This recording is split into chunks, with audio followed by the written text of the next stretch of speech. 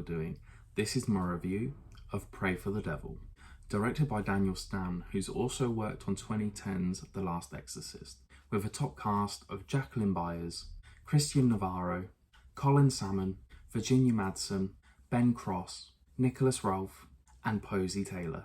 The Roman Catholic Church reopens schools to teach priests on how to perform the exorcism. Nuns are forbidden to perform this ritual, but the church recognises Anne's gifts and agreed to train her. Sister Anne finds herself in a battle for the soul of a young girl who is possessed by the same demon that took her mother in her early years. There is action from the start showing us how traumatic a demonic possession really is. There are a couple of time jumps that they added to help the plot, but to be honest, it kind of complicated things. The sets and the scenery in this film were really good. I really enjoyed the idea of like test subject rooms and padded rooms underneath the church. Unfortunately, the plot twists didn't really work in this film.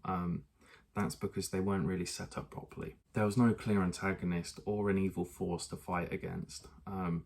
It kind of made the film feel like, who is Anne even fighting? And it was really hard to root for her anyway, because as the story progresses, it just kind of made it feel like she made things worse. They didn't really explain why the devil was targeting her specifically, other than she's devout and gave a baby up for adoption. They just kind of left it with Anne defeating the demon by accepting her trauma and taking control of her life and body again. I think a lot of people compare these films to the 1973 The Exorcist.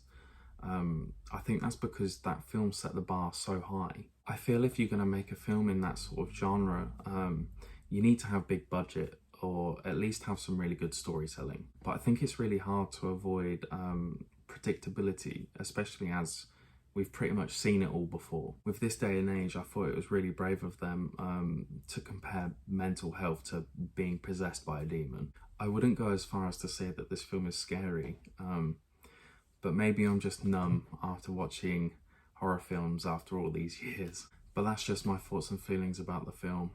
If you've seen it, let me know what you thought about it in the comments below. And thank you all so much for watching. Be sure to leave a like and subscribe, it really helps me out. So until next time, take care.